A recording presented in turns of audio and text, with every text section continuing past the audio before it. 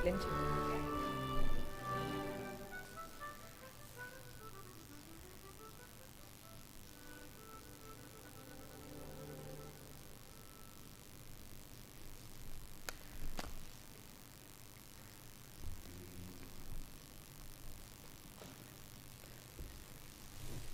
Bueno, buenas tardes a todos. Hoy damos comienzo a la segunda mesa del ciclo de debates hablando de cultura. Esta vez, en esta ocasión, dedicado al sector privado.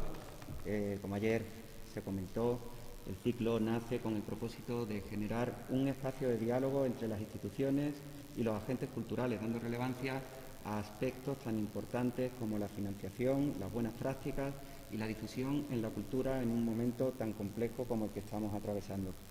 Desde el área de cultura somos conscientes de la trascendencia social y económica que tiene la cultura para la ciudad y por ello asumimos con responsabilidad ser punto de encuentro de las instituciones públicas dedicadas a la gestión de la cultura, Universidad, Diputación, Junta de Andalucía, para propiciar la cooperación institucional en la tarea de fomentar la cultura al tiempo que posibilitar la más amplia colaboración con el sector privado, tanto empresarial como asociativo. Y quería poner en relieve las 4 ideas fundamentales que pensamos que pudieron salir en la jornada de ayer, ¿no? Las principales que se trataron fueron las dificultades en la programación que tuvieron que asumir las instituciones durante el periodo de confinamiento. También se habló de impulsar la autoorganización de los colectivos de cara a que haya una interlocución más eficiente con las instituciones y también se puso sobre la mesa la coordinación de una agenda cultural de la ciudad a través de una mesa de participación de administraciones y sectores culturales. Como no, volvió a ponerse sobre la mesa el deseo, ya algo que supone una constante dentro del sector cultural, que es la desconcentración de las administraciones públicas en aras de una gestión más eficiente tanto para las empresas como para los agentes culturales en el ámbito local. Y para no extenderme más, paso a presentar a los ponentes, a los que de antemano agradezco su participación y su compromiso con la cultura de la ciudad. Comenzaré a mi derecha con Ana del Arco. Ana del Arco es licenciada en Derecho por la Universidad de Granada, directora de Editorial Comares. Es abogada especializada en propiedad intelectual y asesoramiento a industrias culturales en Gómez de Mercado Abogados, en Madrid. Su carrera profesional de los últimos 10 años la ha desarrollado en los despachos de abogados Araoz y Rueda, en Madrid, y Hogan Lovells. Autora de diversas publicaciones en el campo de la propiedad intelectual, imparte docencia en Derechos de Autor y Gestión Cultural en distintas universidades españolas como la de Valladolid o la de Alicante. Gracias por asistir y acudir a la llamada, Ana. Gracias. Ayuntamiento de Granada, Concejalía de Cultura, Javier de Pablos, Manuel Peregrina, por encontrar este espacio para la reflexión, para propuestas y también por la oportunidad de compartir mesa pues, con profesionales de las artes escénicas, de la música, de las artes plásticas. Como decía Javier, gracias por la presentación. Mi experiencia viene por una doble vía y quizá por eso ahora solo quiera apuntar 3 acontecimientos que desde mi punto de vista han influido y han transformado el sector cultural, simplemente por si sirven para el debate. En primer lugar, creo que es evidente que a la escena de la cultura han llegado nuevos operadores, fundamentalmente buscadores y plataformas de distribución de contenidos. Esto ha hecho que convivamos con nuevos agentes y que la cadena tradicional de nuestros sectores, tal y como los conocemos, se haya transformado. Ellos están ahora mismo en el punto de mira de la autoridad europea y del regulatorio europeo, fundamentalmente por cuestiones de competencia, ¿no? Y claramente la competencia o intentar evitar posiciones de monopolio, pues es bueno para el mercado. Un segundo aspecto que creo que es importante destacar es que con la llegada de la tecnología se ha producido un incremento de fraude de contenidos y de piratería. El Observatorio de Piratería en 2019 da datos abrumadores. Hablan de un 23% del incremento de fraude de contenidos compartidos a través de redes sociales. Entonces, claro, en esta situación la legislación, los procedimientos judiciales, pues parecen insuficientes. O sea, quizá haya que incentivar fórmulas de acuerdos voluntarios que agilicen la actuación ante el fraude de contenidos. Y por último, y bueno, esto sí que creo que tiene que ver con la pandemia y que seguramente los otros participantes en la mesa profundizarán, es que durante las situaciones extremas de esta crisis, de esta situación de pandemia, la industria cultural, la industria de contenidos, creo que ha hecho un esfuerzo enorme por poner contenidos a disposición de la sociedad. Contenidos en abierto, de un modo con licencias Creative Commons y bueno, todo eso pues ha demostrado pues que desde mi punto de vista la cultura es un bien de primera necesidad. Entonces, a ver, ¿qué hacemos, qué desarrollamos? Pues para protegerla.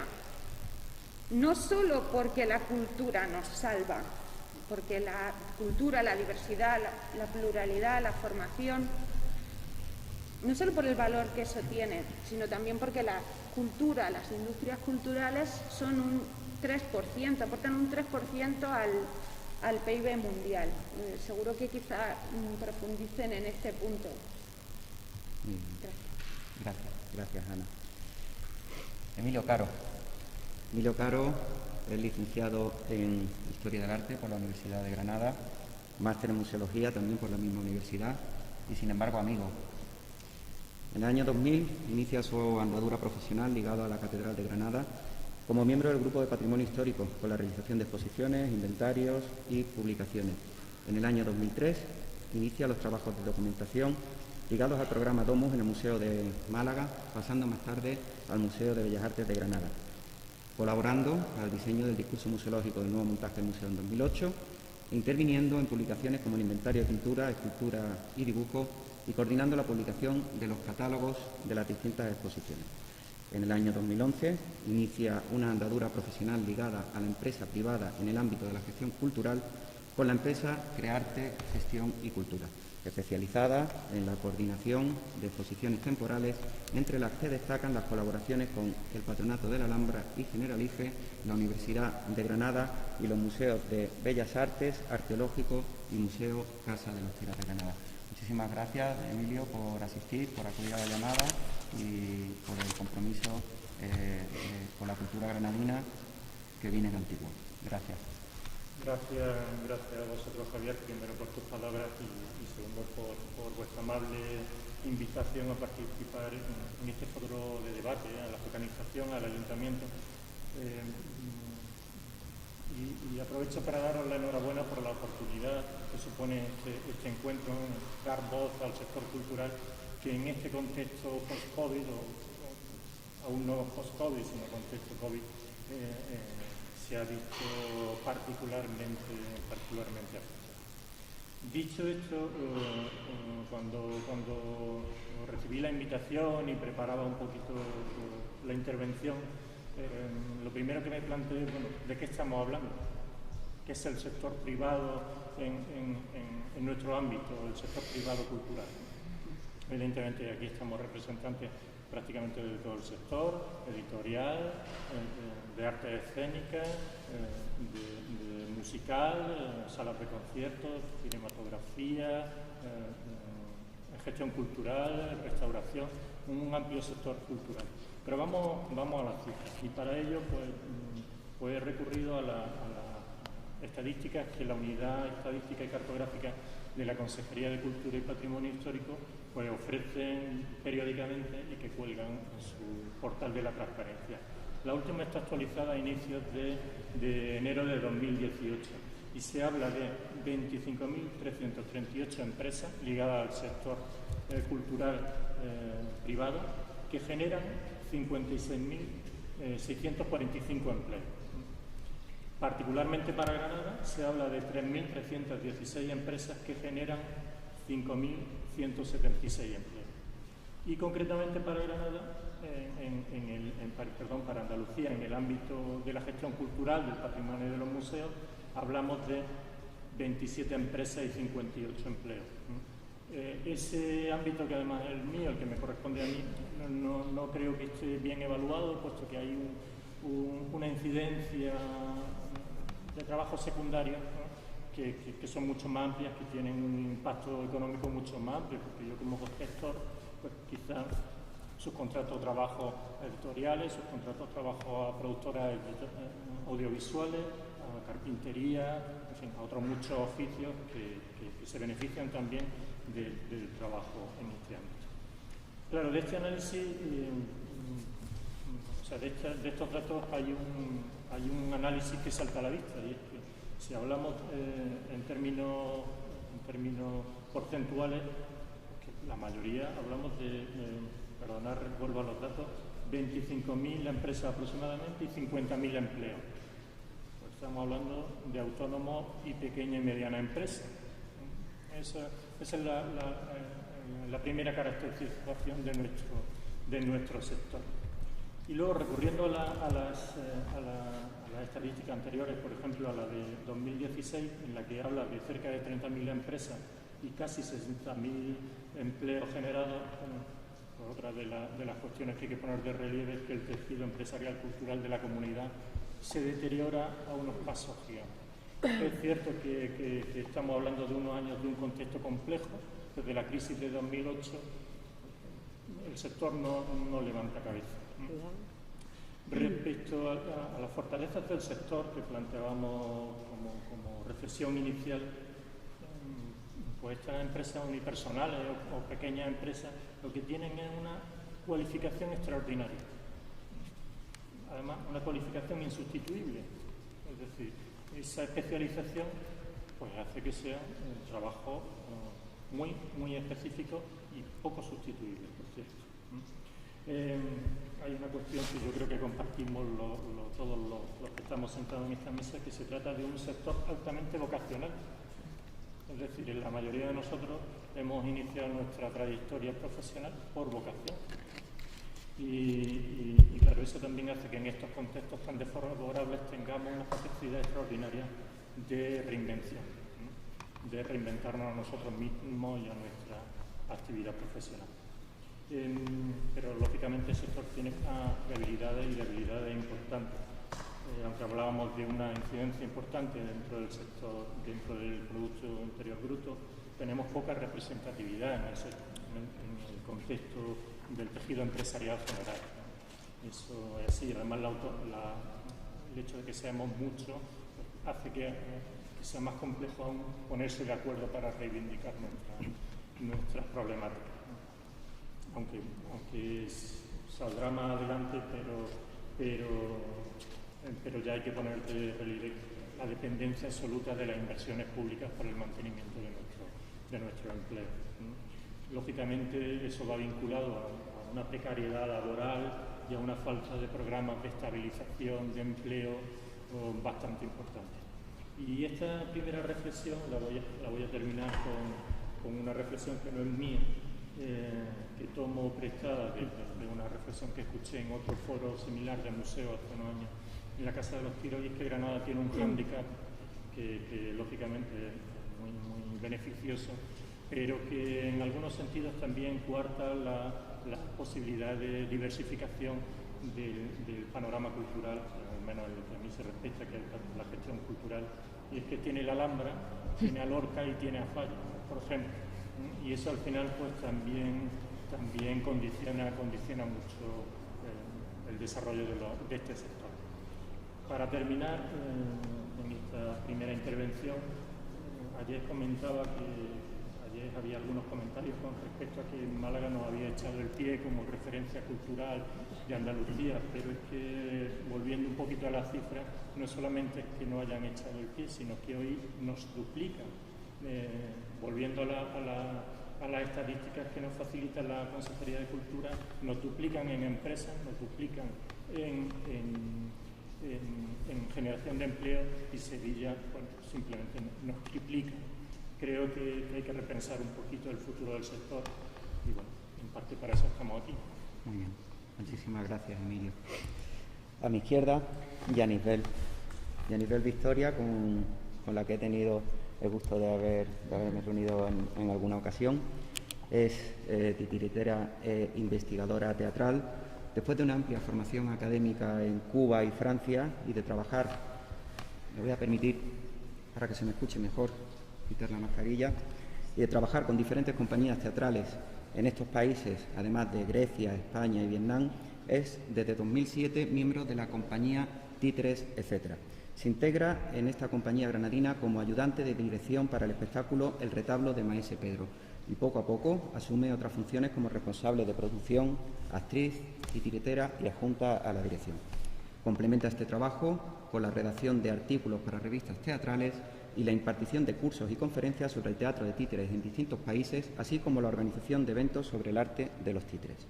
Títeres, etcétera, es una compañía granadina que en 2021 estará cumpliendo nada más y nada menos que 40 años. La excelencia y versatilidad de su trabajo la han convertido en un referente del teatro contemporáneo español. Su obra es sinónimo de rigor y vanguardia, galardonada con el Premio Nacional de Teatro para la Infancia. Bienvenida, Yanisbel, y gracias por acudir a la llamada.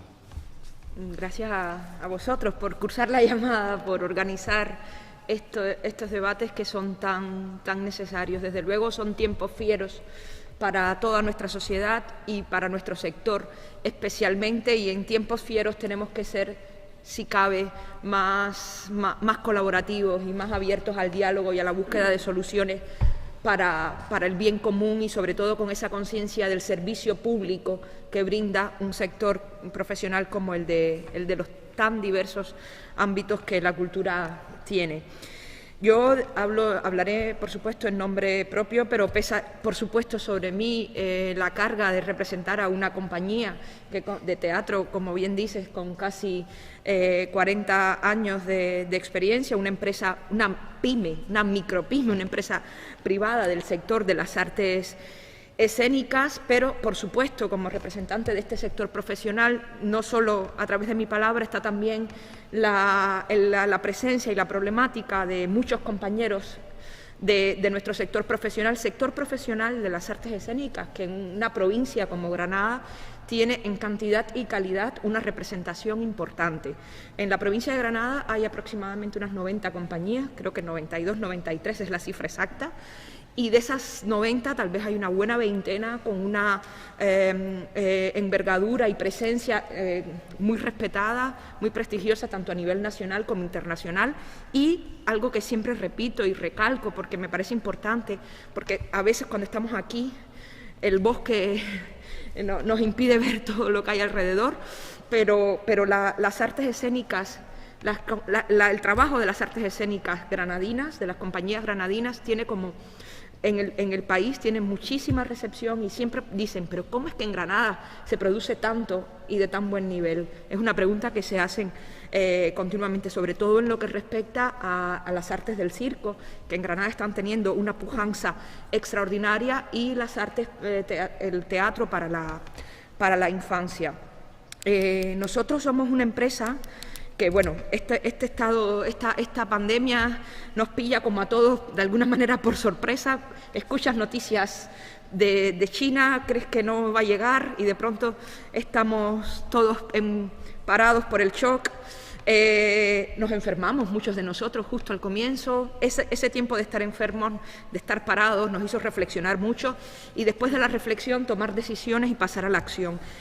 Y nuestra decisión, nuestro talante fue decir, pues en tiempo de vendavales no vamos a cerrar ventanas, vamos a poner molinos.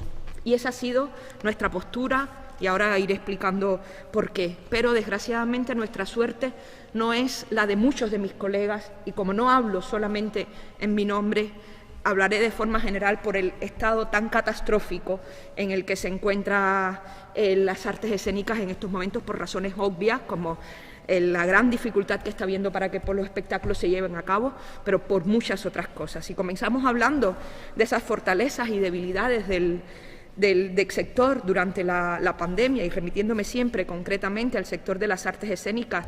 Yo creo que tenemos un mal endémico que se ha acusado por un mal pandémico. Nuestro mal endémico de España, de este reino de España en el que vivimos, es la desprotección legal tan grande con la que nos movemos. Yo tengo muchas esperanzas que ese estatuto del artista que dicen que se va a aprobar pronto llegue de una vez y por todas. Pero en esa desprotección hay también muchas cosas que tienen que ver sobre todo con la gran incomprensión que yo siento que existe de nuestra actividad. Es como si las leyes, el marco legal y nuestra actividad no dialogasen y estuviesen la Seguridad Social o Hacienda, por poner dos grandes instituciones del Estado, exigiéndonos algo que va casi que en contra de la propia naturaleza de nuestro oficio. Las ayudas no han sido siempre, las ayudas que han salido, que se han convocado en estos tiempos de pandemia, desgraciadamente han llegado a muy pocas personas de nuestro sector. Por lo menos de las personas que me rodean, yo hago muchas veces encuestas, pregunto ¿quién se ha podido beneficiar? Creo que los beneficiarios han sido muy pocos. Por suerte el Gobierno también ha ido rectificando sobre la marcha, como es el caso concreto de los técnicos de las artes del mundo del espectáculo. Pero la pandemia lo que ha venido es ser como un catalizador que pone en relieve de golpe problemas que tenemos, de una musculatura frágil, muy frágil. Nuestras estructuras son más que endebles.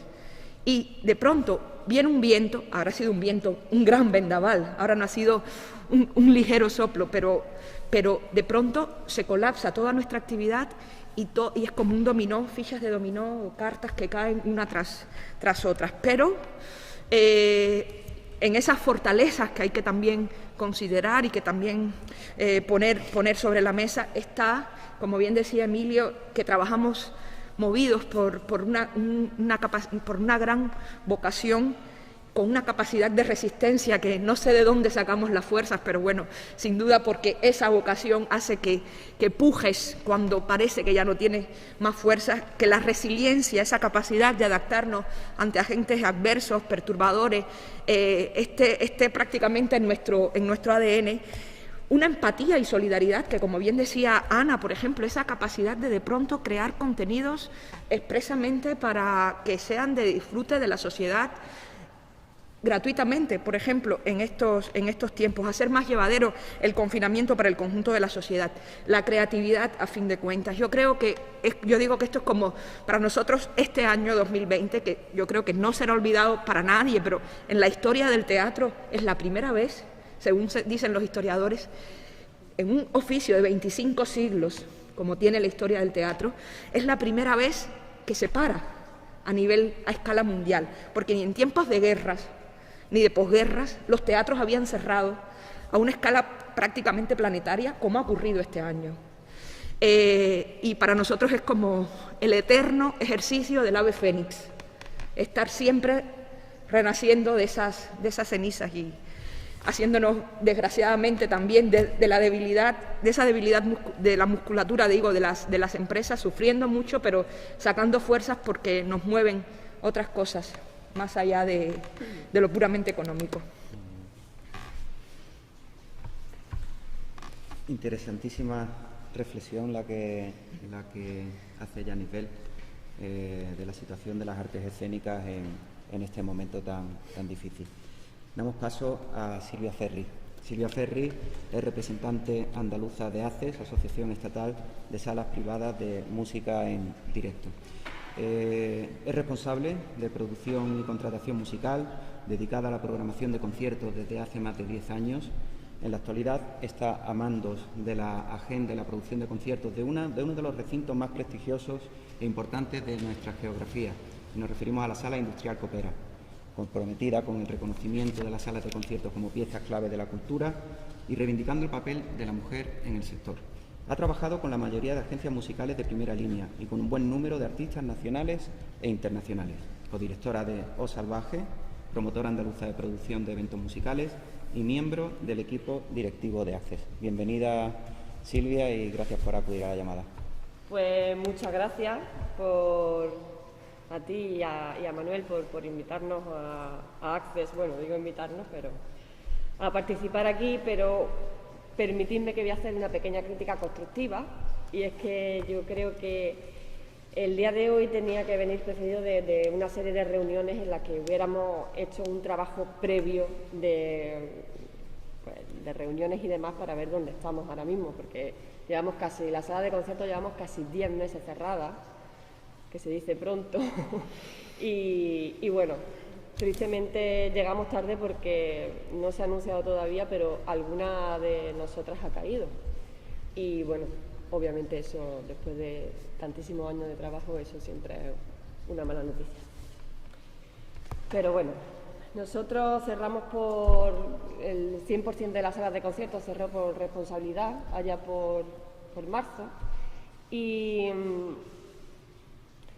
hemos sentido, pese a que hemos intentado entablar con las administraciones y demás, hemos sentido un poco de desamparo. Entendemos que la situación obviamente era de prioridad para la salud y demás, pero bueno, después de 10 meses pensamos que debería haber llegado un poquito antes, pero nunca es tarde. Así que bueno, vamos a hablar un poco de lo que yo creo que las salas de conciertos representan para una ciudad como Granada y desarrollarlo y hablar un poco de lo que cómo podemos trabajar en el futuro, ¿no? Las salas de conciertos somos uno de los motores de la escena cultural en nuestra ciudad. La gran mayoría de las que vengo a hablar en nombre, que somos las que representamos Access, llevan décadas funcionando. De hecho, Industrial Coopera celebró aquí su 25 aniversario en 2017, justamente aquí en Santo Domingo. Ofrecemos a Granada una programación muy sólida de eventos que nutren semana tras semana pues, el calendario, ¿no?, cultural que tiene Granada. Somos poquitos, pero son muchísimos eventos los que ofrecemos, ¿no? Tengamos en cuenta que Granada se presenta a la capitalidad cultural y yo creo que con la importancia de la música tiene que hacer una base fuerte en ese sentido. Además, generamos empleo y somos responsables directos de un turismo musical continuo, que el turismo musical está en alza desde hace una década. El turismo musical, el turista musical es un turista de calidad, que viene a pernoctar, a comprar en comercios locales, a ver su concierto, a irse en su ruta de tapas. Es un turista que no viene a ver la Alhambra y sale corriendo. Y eso representa alrededor de un 30% de nuestro público. O sea que puede suponer cada fin de semana unas 2.000 personas que vienen a Granada a vivir Granada. Entonces todo esto repercute en el tejido hostelero, hoteles, bares, restaurantes. Solo la programación de la sala granadina supone un 30% de la totalidad de eventos programados en Andalucía. Eso creo que el tejido que hay en Granada lo tenemos que mantener vivo como sea, y durante estos 10 meses la verdad es que sí, estamos de acuerdo en que la pandemia no daba lugar a ello, pero tenemos que cuidarlo como sea, porque si nosotros caemos, quien sale perdiendo realmente, más que nosotros, es la ciudad de Granada, porque tiene un tejido que es envidiado en España entera y en muchos otros sitios de Europa, y yo creo que esto es muy importante, que Granada no lo pierda. A día de hoy el calendario pues ya marca otro tipo de vuelta, ¿no? Porque antes íbamos a la nueva normalidad o demás, ahora creo que ya a partir de enero o a partir de cuando empiece la vacunación vamos realmente de camino a una normalidad real. Entonces yo creo que que claro, nosotros vamos a ser uno de los últimos sectores, obviamente, que vuelvan a esa normalidad. Entonces creo que es muy importante que la Administración nos ayude a retomar pues nuestra actividad de un sinfín de maneras, ¿no? Necesitamos un empuje, necesitamos una verdadera ayuda en nuestra reactivación. Y entonces es muy importante que tanto las administraciones locales como las autonómicas pues relancen nuestra actividad y nos ayuden en campañas de sensibilización para que la gente sepa que es igual de seguro venir a una sala de conciertos que a un teatro, que a una sala de conciertos que a un cine. Es igual. Las salas de conciertos somos espacios culturales y eso no se le puede olvidar a nadie. Bueno, se nos olvida porque realmente no se nos ha considerado así. De hecho, estamos cerrados porque se nos considera ocio nocturno. Y yo, con todo mi respeto hacia el ocio nocturno, nosotros no somos lo mismo. No quiere decir que no estoy echando con esto nada, por supuesto, al ocio nocturno, que son mis compañeros. Pero no somos lo mismo. Y entonces se nos podía haber echado una mano en ese aspecto de, bueno, podríamos haber trabajado durante todo este tiempo en protocolos, en normativas, para poner sillas en nuestros espacios, para realizar una serie de medidas para la seguridad y la emergencia, pero no las ha habido. Pero bueno, hablamos del futuro. Bueno, eso es súper importante, que seamos considerados espacios culturales y que se nos apoye en ese sentido. Y bueno, que también creemos que es muy importante que la Administración nos tome en consideración para su propia programación, que nunca hemos sido tomados como espacios para ello, y creo que es importante. Y más, vuelvo a decir como antes, con la importancia que tiene el tejido de salas de concierto granadino. Y bueno, no solamente que sean nuestros espacios tomados, sino los profesionales que trabajamos en ellas, ¿no? Y bueno, pues también nos gustaría que se creara una especie de incubadora en la que, bueno, de cara a 2021 hay una serie de ayudas de fondos europeos que vendrán desde Europa Creativa, desde el Gobierno, desde las comunidades autónomas, para proyectos culturales. Y nos gustaría que se creara una incubadora de proyectos para que ese tejido del que todos estamos hablando cultural sea el pionero, ¿no? Perdón, que me he ido. Pues sea líder en esos proyectos.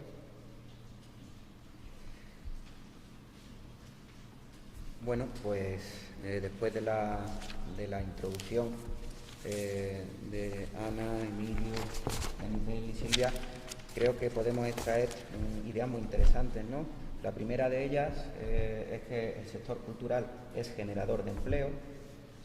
Hablaba Emilio de que en la coordinación de exposiciones, en el montaje de exposiciones, contaba con carpinteros, con el sector audiovisual, con una serie de oficios que tienen mucho impacto en la cultura. También ha comentado que probablemente con la importancia que tiene el sector de la cultura, es cierto, y ha dado cifras que dan mucha luz a esta circunstancia, que no nos sentimos, porque me incluyo, representados, no nos sentimos representados a nivel de la administración y del administrativo. Y Yanipel, por supuesto, ha comentado y ha puesto sobre la mesa que el sector de las artes escénicas en Granadina es un sector fuerte, un sector reconocido. Son más de 20 compañías que están reconocidas a nivel nacional y que efectivamente existe una desprotección legal importante y una reivindicación que llevamos oyendo de hace ya tiempo por ese estatuto del artista. En el caso de Ana, hemos visto cómo nos hemos tenido que adaptar a nuevos soportes, al soporte audiovisual, las retransmisiones en streaming, y aunque ya venía de antiguo la cuestión de los derechos de autor o la propiedad intelectual, pues vuelve a salir a la palestra y además con más fuerza que nunca. más fuerza que nunca. Es otro de los campos aplicados a la cultura que deben tener mucho desarrollo, que deben ser tenidos en cuenta tanto por las empresas culturales, los agentes culturales como las administraciones. Y por último, Silvia, pues totalmente de acuerdo contigo. Yo como consumidor de música y de música en directo he podido ver como después de la etapa de confinamiento, que más que por responsabilidad ha sido por las cuestiones sanitarias que nos han obligado a estar encerrados, ¿no? Cuando hemos llegado de nuevo a la calle, nos han impuesto unas medidas de 200 butacas en espacios cerrados, conciertos donde no se podía estar de pie, a un máximo de 400 sillas en espacios abiertos, también sentados, y he visto como muchos promotores musicales han apostado por tener una agenda en Granada importante, y muchos de ellos se han visto abocados al fracaso porque solo ha podido acudir un 5 o un 10% del público. Yo he visto la plaza de toros con muy poquita gente, cuando han puesto en el asador todo un capital y un esfuerzo, ¿no? O sea que la situación es difícil y el ejemplo tiene que ser recogido por las administraciones para buscar alternativas, porque realmente es una situación compleja. Caso parecido ocurre también en las artes escénicas. Las artes escénicas, en el caso de Granada, tenemos un teatro, el Isabel la Católica, que tiene un aforo de 600 butacas y no nos han permitido llenar más de 300. A las compañías que tienen que mover a sus artistas, a sus actores, hacer gastos de logística, de producción, transporte, viaje, hotel, no les salen las cuentas, no les salen los números, no pueden desplazarse. El teatro, por una circunstancia, lo encontramos cerrado, porque las autoridades sanitarias así nos lo obligan, y en otras porque a las compañías no le salen las cuentas. Con lo cual, pues bueno, creo que en este primer avance de la cuestión sí que hemos llegado a algún tipo de conclusión. Ahora invertiré el orden de participación y me gustaría que opinarais sobre la dependencia del sector cultural granadino con respecto a la administración pública. ¿Qué cambios se podrían aplicar en este momento desde la administración para beneficiar al sector cultural? Así que doy la palabra a Silvia.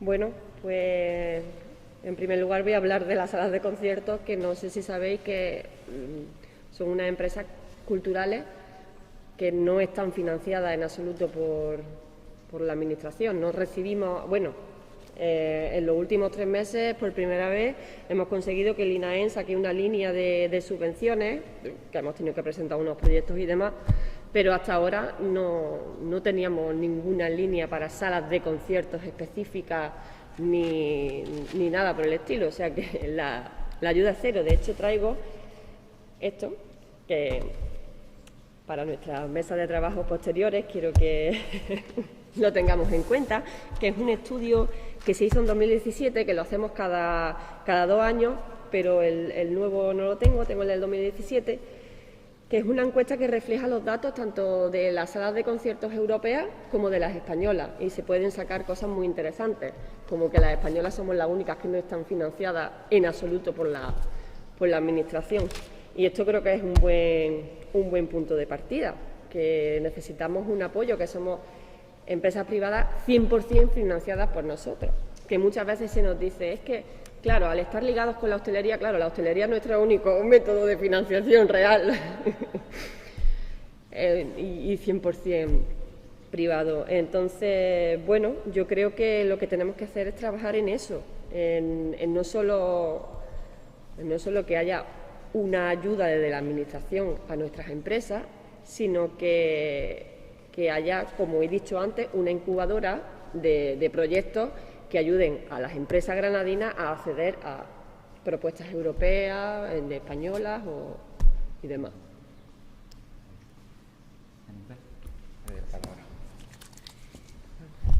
Bueno, gracias, Silvia. En el caso del mundo de las artes escénicas y el mundo de las artes escénicas aquí en Granada, concretamente, que sobre todo centrémonos en el sector privado, las compañías, es un poco el polo opuesto al de las salas de concierto. Nuestra dependencia en relación a la administración es prácticamente total. Y yo creo que esta realidad de las artes escénicas de Granada es extensible a toda España. Hagamos una distinción en el campo de las artes escénicas, un poco esa diferencia entre lo que son compañías que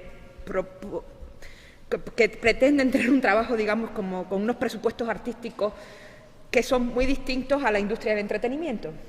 Que a lo mejor la industria del entretenimiento, si pensamos, por ejemplo, que también forman parte de las artes escénicas, como puede ser, por poner un polo opuesto, los musicales de la Gran Vía de Madrid, es otra realidad. Cuando tú antes mencionabas que a las compañías, si vienen al Teatro Isabel la Católica con 300 de aforo y no les salen las cuentas, eso es si van a taquilla.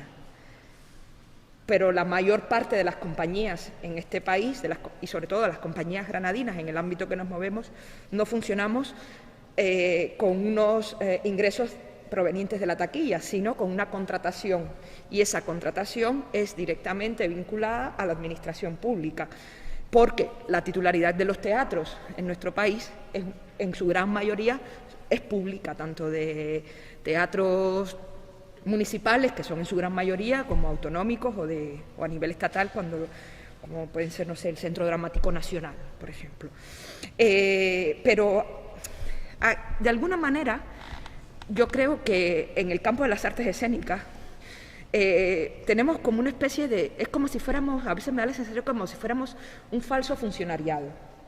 Y sé que esto puede ser como extraño, malsonante, hiperbólico, y lo explico para que nos entendamos. Parto de esta exageración para poner sobre la mesa una problemática. Cuando hablamos de falsos autónomos, yo creo que todos entendemos de qué se trata. Pues si hacemos una especie de comparación y esa problemática la traspasamos a nuestro sector concreto, tenemos de alguna manera un funcionamiento parecido. ¿Por qué? Porque a nosotros, a las compañías de artes escénicas, en Granada y en general en España, nos contrata fundamentalmente la administración. Nos ayuda a través de regímenes de subvenciones la administración. Y a su vez se da otro factor que es un tanto malsano moralmente, y es que financiamos a la administración.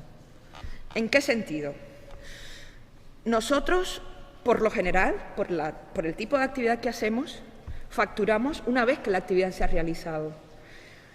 Pero para realizar esa actividad hay que avanzar una cantidad de gastos muy considerable que se cubrirán luego con ese ingreso que llegará y que termina llegando, pero que en algunos casos tarda tanto.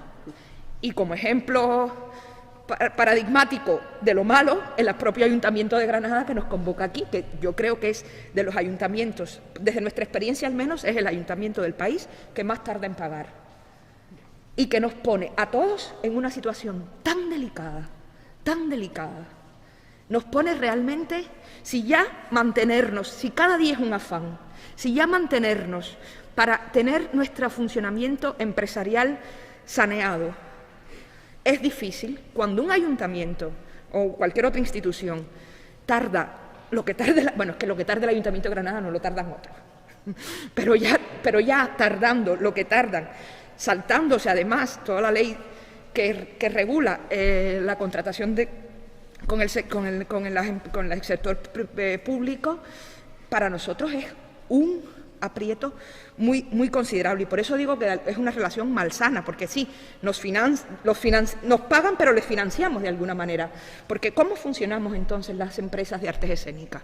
A través de pólizas de créditos, a través de préstamos bancarios, pero evidentemente todos esos intereses son solo a nuestra costa, no a costa de las administraciones públicas. Y ahí hay también, yo creo, mucho que pensar, mucho que considerar. Dotamos de contenido, pero no es una relación totalmente saneada entre un lado y otro lado. Tú preguntabas también sobre cambios que se podrían aplicar en este momento desde la Administración que pudiesen beneficiar al sector cultural. Yo creo que se podrían hacer, por supuesto, muchas cosas.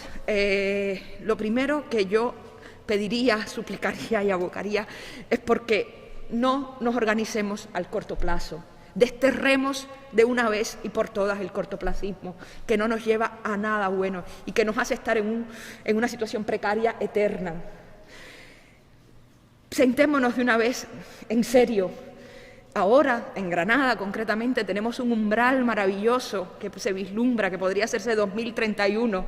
Que ese 2031 no sea un espejismo, que ese 2031 sea una real oportunidad para trabajar juntos y hacer que Granada las cosas florezcan y avancen realmente, pero con un mediano y largo plazo. El cortoplacismo nos mata a todos. Es verdad que el cortoplacismo viene también condicionado por los tiempos de las legislaturas, sí, pero si los políticos, si la clase política realmente se lo tomara en serio, podrían, más allá de las legislaturas, más allá de las ideologías del partido que gobierne en cada momento, tener ese pacto de Estado por el que tanto se aboga, también hacia la cultura, no solamente en otras índoles como la investigación científica o la educación, que también por supuesto que es necesario, que la cultura sea realmente tomada como un bien esencial y que hay una convicción política real. Pero yo creo que tenemos que empezar a hacer pedagogía desde ahí, por la propia clase política, que mi sensación siempre es que, más allá de las flores, más allá de las fotos y de las palabras bonitas, todo queda en papel mojado y no avanzamos. Y estamos siempre como empezando otra vez, y sobre todo es un paso hacia adelante y dos hacia atrás, un paso hacia adelante y dos hacia atrás, cosa que en un año tan tremendo como este, todo se agudiza y se vuelve mucho más complicado, si se quiere. Es verdad que nuestra función es crear y hacer pensar. Un pensamiento crítico, sin pensamiento crítico no avanzamos, y a veces ese pensamiento crítico puede ir en contra de lo que la clase política quiere, es verdad, pero esa es nuestra misión. Lo demás creo que es industria del entretenimiento. ¿Cómo los cambios que se podrían concretos en el caso específico de Granada acometer, cosas que yo pienso para mi sector, el de las artes escénicas? Desde luego podría haber una aportación presupuestaria, pero como damos por hecho que las arcas del ayuntamiento están muy dañadas, creemos que más allá de una aportación presupuestaria hay otras aportaciones que el Ayuntamiento de Granada puede darnos que son igualmente esenciales. Una aportación logística desde las infraestructuras. Hay tantos espacios de índole municipal que podrían ponerse al servicio de compañías de teatro, desde centros cívicos hasta, no sé, sé que existe por ahí una lista de esos espacios posibles, pero favoreciendo nuestras condiciones de trabajo, tener un lugar donde ensayar. Me consta que varias compañías granadinas se van a otras ciudades, por ejemplo, y alquilan una nave en Madrid, pasando frío, por ejemplo, pudiendo ensayar aquí, habiendo espacios a lo mejor públicos que se pudiesen poner al servicio de estas compañías para ensayar, para crear un espectáculo. Y también hay todo un trabajo en red que se debe tejer de una vez y por todas. Un trabajo en red, en el caso concreto de las artes escénicas, con turismo, con educación, con otras ramas que no son solamente en nuestro campo de la cultura, que a veces somos un tanto endogámicos y no vemos más allá y tenemos que dialogar con muchas otras instancias, tanto de índole privado como de índole público. El teatro es ese espacio de encuentro del aquí y del ahora, de ese rito que hacemos con el espectador, y tenemos que defenderlo, ese momento del aquí y ahora compartido, que es verdad que a través de todo esto que ha precipitado el confinamiento, todo lo online se ha puesto en boga, pero el teatro es otra cosa. El teatro es tiempo y espacio compartido, un rito que hacemos con el espectador. Tenemos que seguir defendiéndolo de alguna manera, y que ese espacio de encuentro es de los pocos espacios de encuentro que nos van quedando como comunidad, como sociedad, espacios de encuentro más allá de lo físico, espacios de encuentro poéticos, sensibles, humanos a fin de cuentas, ¿no? Y por eso yo creo que aunque sea muy cansino, hay que estar repitiéndolo y dialogando todas las veces que sea necesario y haciendo toda la pedagogía que sea necesario, primeramente con la clase política y sin duda con todos los agentes que componen la sociedad, y porque hay un servicio público que el teatro ha de prestar. Muchísimas gracias, Jennifer. Ana. Continuamos con la cuestión. Con la dependencia del sector cultural. Nuestra dependencia de Editorial Comaresca, desde luego, yo diría que es casi total a nivel intelectual, en el sentido de que la Universidad de Granada, como universidad pública, pues puede ser el 30% de los autores y autoras de nuestro catálogo. Comares está especializada en la edición de libros de Derecho, de Humanidades y Ciencias Sociales, entonces Granada pues es un hervidero total de talento, no solo como científicos, sino también otros oficios, por ejemplo, diseñadores gráficos. En Granada es un sector muy, muy potente. También siguiendo con la dependencia, yo creo que hay proyectos que es imposible sacar adelante sin recursos públicos. Pero creo que la dependencia o la comunicación se debe hacer en dos direcciones, tanto del sector privado como también en la dirección sector público, sector privado. Hablaba Janis Bell de la ley del Estatuto del Artista, que me parece un tema súper necesario. Pero también me parece importante que en España, a nivel local, nacional, haya una cultura real del mecenazgo. O sea, que realmente se regule que las empresas privadas, o sea, una colaboración entre la sociedad civil y el Estado para articular proyectos. Entonces, en esta línea, creo que sería importante una regulación que establezca pues, incentivos fiscales para las empresas, para sacar adelante proyectos, pero no solo fiscales, ¿no? También de otros tipos. También planteaba Javier los cambios que beneficiarían al sector cultural.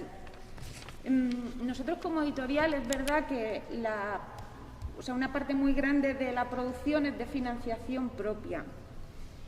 Pero yo creo que sí que sería importante que la Administración, hay algunos contratos que por cuantía saca a licitación, pero luego hay otros muchos en el que quizá podría tener más en cuenta el sector privado y valorar las posibilidades, porque a veces quizá no tenga mucho sentido utilizar medios propios cuando ya hay estructuras que a diario están creadas y funcionan.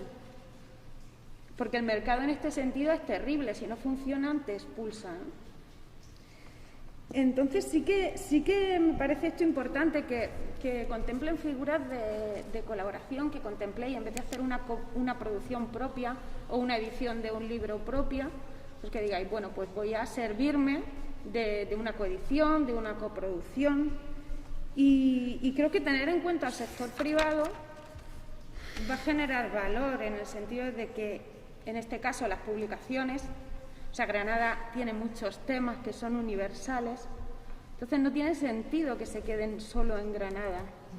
O sea, quizá el sector privado lo que hace es de pasarela para la distribución, para que lleguen a la librería y finalmente al lector, temas que tienen que ver con la ciudad, pero creo que a nivel nacional pues son universales. Muchas gracias, Ana. Emilio, reflexionamos sobre la dependencia.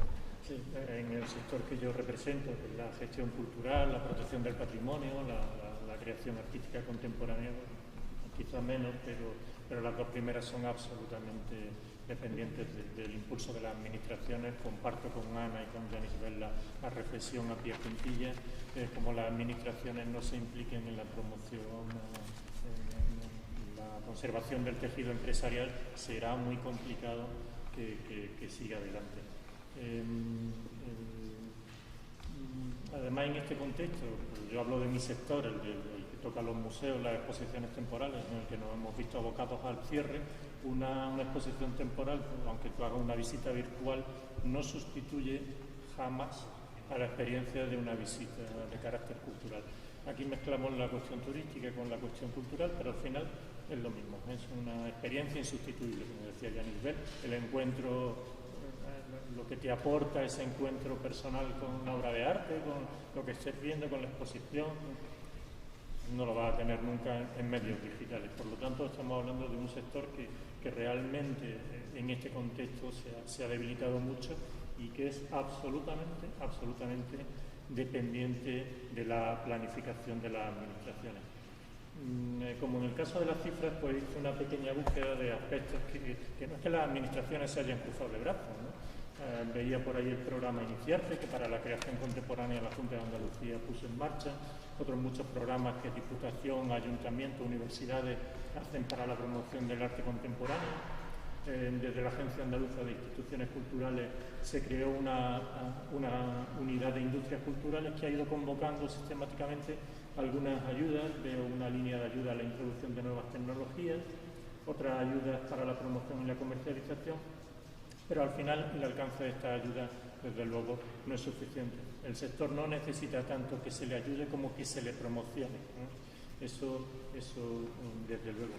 Y a nivel de planificación, que efectivamente yo creo que hay que desterrar de una vez el cortoplacismo, el cambio de rumbo en cada legislatura, dependiendo de la alternancia del color política, pues no es que no haya instrumentos que se hayan puesto en marcha hasta ahora. La Junta de Andalucía alcanzó el Pacto por la Cultura de Andalucía en 2013, revisando el documento. Es un documento que, salvo cuestiones puntuales, podría servir de base ahora mismo, porque la situación es prácticamente la misma. Hablo de 7 u 8 años de por medio, no hemos avanzado mucho en el Pacto por la Cultura. El Ayuntamiento de Granada también tiene un documento, Estrategia Granada 2020, haciendo humano lo urbano, un instrumento de programación, de planificación, que también afecta al sector de la cultura. Y creo que lo que falta realmente es que todas esas buenas intenciones plasmadas en documentos de planificación se vehiculicen de alguna forma efectiva. Es decir, hay que hacer efectivo aquello que se piensa. Ya que nos sentamos, reflexionamos y ponemos en negro sobre blanco todas las conclusiones de estas reflexiones, hay que hacerlas viables, hay que hacerlas posibles. Y para eso hace falta unidades técnicas, oficinas técnicas, no solamente el compromiso político, sino el compromiso técnico de sacar adelante todo aquello con lo que las administraciones se comprometen. Seguramente, ya os digo, los instrumentos están. Habrá que poner las vías para que finalmente todo discurra. Sin el impulso de las administraciones en el ámbito de la cultura, como bien de primera necesidad, que creemos y estamos todos de acuerdo que se configura de esta manera, sin el apoyo de las administraciones será complicado. Bueno, pues al igual que en la mesa y en la mesa 1, donde participaban las propias administraciones, pues queda claro que el vínculo que existe entre el sector cultural y las administraciones es total y que además es de ida y vuelta. No solo el sector cultural depende de las administraciones, sino que las administraciones, como bien esencial que es la cultura, necesita también de los agentes culturales para ofrecer a la ciudadanía cultura. Tomo de las aportaciones varias notas, ¿no? En cuanto a la financiación pública de las salas de conciertos, pues es cierto que otros países sí que financian salas de conciertos como eventos culturales, que son los que ofrecen, ¿no? Y en este sentido, en la coyuntura en la que hoy nos encontramos, de ocio nocturno, que hablábamos de licencias, ¿no? En un momento dado están clasificadas como locales de ocio nocturno. Ayuntamiento de Sevilla. Salas de fiesta, que salas es como de fiesta, se le denomina. Sí, en el nomenclator depende. En el nomenclator estamos clasificados como salas de fiesta. Sí, es cierto que ahora mismo a nivel administrativo existe la posibilidad a través de declaración responsable de convertir de forma inmediata las salas de conciertos con licencia de auditorio y de teatro. Eso es en Sevilla. Creo que el resto de provincias lo que se está haciendo es de convertirlos en cafetería. Entonces, cafetería no nos vale. Yo creo que por lo que debemos luchar y por lo que debemos de trabajar es porque se nos considere ya de aquí en adelante como espacios culturales y tengamos una doble denominación de salas de fiestas, salas de conciertos o algo así. Eso es fundamental. Que a partir de ahora seamos espacios culturales. Entiendo que habría que crear una nueva figura, una nueva denominación, una nueva licencia para clasificar. Hombre, yo creo que no deberíamos hacer tan difícil la nueva licencia, sino con una trayectoria que llevamos marcada y demás a lo largo de las décadas, que fuera un trámite burocrático bastante fácil. De acuerdo. Por parte de Janis Bell, pues recojo el guante de los lugares de ensayo que son necesarios en la ciudad para las compañías locales. Es cierto que el Ayuntamiento de Granada tiene una demora de pago importante. En este momento sé que se ha reducido también. Sí. Creo que andaba en torno a los 300 días y está en 180 días, que no es para sacar pulmón ni sacar pecho por ello, pero bueno, que en este sentido creo que se ha ido avanzando algo. Y como medida paliativa en verano, sí que recuerdo, y tú que estás muy ligada al mundo del circo, que para el Festival de Circo y Arte Urbano sí que se cedió el espacio del Palacio de los Córdoba para que ellos no tuviesen que suspender su actividad este año. Y bueno, sí, yo creo que es la línea a seguir, al menos esperemos que durante poco tiempo, para que esto acabe, pero sí ofrecer espacio público. Además ayer Paco Baena lo comentó, ¿no? Esa necesidad que existe de ofrecer a la cultura los espacios públicos más que de proteger que también el patrimonio histórico. Y con Ana, pues un tema importantísimo, Ana, que has tocado, que es la ley de mecenazgo y los incentivos fiscales. Sin el desarrollo de una ley adecuada de mecenazgo, el sector cultural tampoco puede progresar, ¿no? Creo que es importante eso. Ya se ponen sobre la mesa dos cuestiones a nivel legislativo, que es la ley, o tres: la ley de mecenazgo, la de propiedad intelectual y el estatuto del artista, ¿no? que venimos reclamando. Y para no demorarme más, porque tenemos que ir cerrando, pues en una breve frase, en breves palabras, ¿cómo veis el futuro del sector cultural en este momento? ¿Qué oportunidades o qué vías encontráis para que se consolide de una vez por todas el sector cultural dentro del tejido empresarial? Emilio. Bueno, respecto al futuro, a mí me gusta ser optimista, porque como os decía antes, todo esto es algo muy vocacional, aunque termina siendo nuestro trabajo, y me gustaría seguir mucho tiempo vinculado al mundo de la cultura, lógicamente, y a lo que hacemos. Yo soy optimista por naturaleza en ese sentido, y bueno, como os decía antes, creo que hay que hacer una profunda reflexión sobre el momento que hemos vivido. Creo que lo virtual no va a ser la solución, creo que viene a sumarse a todo lo demás, pero creo que hay que volver en algún sentido en el mundo de la cultura a la antigua normalidad, con las reflexiones que nos ha permitido este momento, pero habrá que hacer un esfuerzo entre todos, con esa doble vía, sector privado y sector público, para volver un poco a la antigua normalidad, con los beneficios de las reflexiones que hayamos hecho. No se nos olviden los programas europeos, no se nos olviden las líneas de subvención. Y bueno, creo que va a haber muy rápidamente, por lo menos en el ámbito de la gestión cultural, creo que va a haber buenas oportunidades en la próxima década para que funcione todo y haya participación de lo público y lo privado en las iniciativas culturales. Tenemos a la vuelta de la esquina el centenario del Cantejondo, en 1922. Tenemos a la vuelta de la esquina también el 5º centenario de la visita del emperador Carlos V a Granada, 1526, y terminamos con la capitalidad en el año 31, que coincide con el 5º centenario de la fundación de la Universidad de Granada. Creo que son excusas, muchas veces las instituciones solo funcionan al hilo de este tipo de eventos porque ponen mucha carga en las programaciones y porque porque a años vista sí que somos capaces de trabajar. No dejemos de pasar esta excusa para concretar el músculo que le hace falta a estas industrias que aportan tanto a la sociedad. Muchas gracias, Emilio. Ana. Yo creo que en el futuro inmediato, pasa desde luego por la supervivencia, y todos los que estamos en esta mesa pues continuaremos con esa tabla de Excel, ¿no?, que irá entre la calidad de los contenidos, los costes económicos, y eso permanecerá. Sí que sobre todo creo que es más bien un deseo. O sea, a mí me gustaría que esto de la cultura, los foros de debate, no va de qué hay de lo mío. O sea, para poner en valor los contenidos, para protegerlos y para comunicarlos, solo se puede hacer con una actuación coordinada de todos los representantes del sector. Entonces, eso pasa por el intercambio de información y por la generosidad. Totalmente. Gracias, Ana. Jennifer.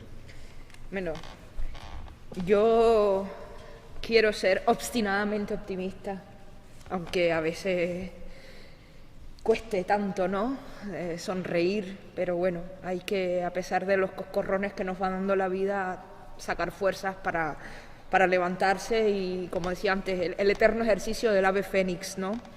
Yo quiero creer que el artículo 44 de la Constitución, que habla del acceso de todos y todas a la cultura, sea algo tácito, algo tangible. En estos meses de dificultades, nosotros concretamente una cosa que un problema al que nos enfrentamos mucho es con el tema de las programaciones escolares, por ejemplo. Si bien es cierto que las programaciones teatrales en buena medida se van, gracias a la buena voluntad de muchos ayuntamientos y técnicos, se han ido manteniendo, las que se han ido manteniendo, cierto es también que las que se dedican al público escolar han caído estrepitosamente, y ahí nos dejamos a muchas personas atrás. Hay muchos niños y muchas niñas que, si no van al teatro con sus centros educativos, no tienen la posibilidad de asistir. Digo el teatro porque hablo de mi campo, pero evidentemente la visita a un museo, la asistencia a un concierto, la lectura. Y una vez más, yo pido que no pensemos desde el cortoplacismo y que pensemos que hay muchas personas, los niños y las niñas, por las que también tenemos que velar, y que ese artículo de 44 de la Constitución, ellos no tienen la capacidad de defenderlo, pero nosotros por ellos tenemos que hacerlo. También en ese todos y todos en el que entran. Yo confío en que ese estatuto del artista llegue de una vez y por todas, esa ley de mecenazgo que desde hace cuántas legislaturas nos vienen prometiendo. No sé, ya yo pierdo la cuenta, pero querría no perder la fe. Querría no perder la fe en que la clase política nos tome en serio de una vez y por todas, que realmente insistamos en ese trabajo de alfabetización que hay que hacer para que entiendan la naturaleza de nuestro trabajo. Y en el caso concreto de Granada, tenemos tantas cosas positivas a las que agarrarnos. Granada en sí, ya ella, por sí misma, la belleza de esta ciudad, su historia y todo el peso que Granada tiene a todos los niveles, sería más que suficiente. El otro día comentaba con Manuel Peregrina que estábamos nosotros en Madrid actuando en nuestro espectáculo Granada, la ciudad de Granada. Su entorno era visible porque se mostraban fotografías de Granada, se hablaba de Granada. Pero luego yo fui a ver otro espectáculo en Madrid donde Granada, que era una versión contemporánea maravillosa de Doña Rosita la Soltera, donde Granada volvía a aparecer. Granada es la protagonista, más allá de las propias fronteras granadinas, de tantas cosas bellas, que tenemos que ser conscientes de ellos y aprovechar ese valor único que tenemos. Ya Granada por sí misma tendría que bastar, pero tenemos aquí el umbral del 2031, con otros hitos, como bien decía Emilio, importantes de efemérides. Desde luego, el centenario del concurso del Cante Hondo, más no solo. Yo hablo desde la perspectiva titiritera. En el 23 tenemos también el centenario de la representación de títeres de Cachiporra, que tuvo lugar a pocos metros de donde estamos. En el 23 tenemos también el centenario del estreno del retablo de Maese Pedro, de Manuel de Falla.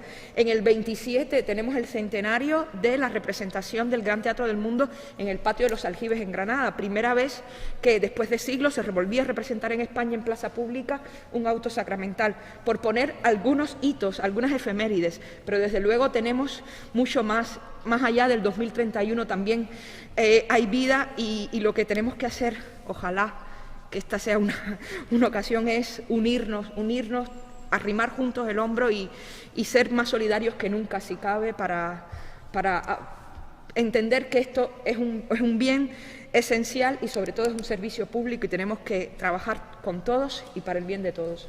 Muchísimas gracias, Jennifer. Silvia. Bueno, yo voy a ser breve, voy un poco en su línea. Yo creo que esto debería ser caldo de cultivo para el desarrollo de un grupo de trabajo con los diferentes colectivos, ¿no?, con la Administración, para que Granada tome de nuevo el liderazgo, ¿no?, de la industria y del peso que tiene cultural y musicalmente hablando. Muy bien, muchísimas gracias. Bueno, pues os tengo que agradecer de nuevo el haber asistido. El poder contar con vosotros en una mesa como la de hoy pone de manifiesto el nivel que tienen los agentes culturales de Granada.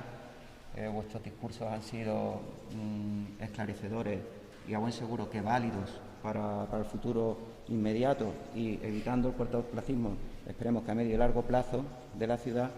Y os tengo que dar las gracias personalmente porque, más allá de haberme sentido como moderador de una mesa, me he sentido en una reunión, y os lo digo de corazón, entre amigos, porque me siento muy identificado con el sector privado, porque como todos sabéis yo vengo de ahí, vengo del sector privado y sé lo que es tener que hacer frente al pago de impuestos, a adelantar el dinero, la inversión para tener que hacer trabajo y sé muy bien lo que está sufriendo ahora mismo el sector. Ya para despedir, anunciar que mañana en la mesa 3 se hablará de financiación. Será una mesa moderada por Enrique Hernández, gerente de la agencia Albicín, en la que participarán Jacopo Benedetti, que es el director de On Project, una empresa especializada en financiación en captación de fondos europeos, José Luis Desi, de la Cámara de Comercio de Granada, Pilar Tasara, responsable del Departamento de Fondos Europeos de la Agencia Andaluza de Instituciones Culturales, y José Luis Carmona, director cultural de GEXA, el Ayuntamiento de Granada. Muchas gracias a todos de nuevo y espero veros pronto.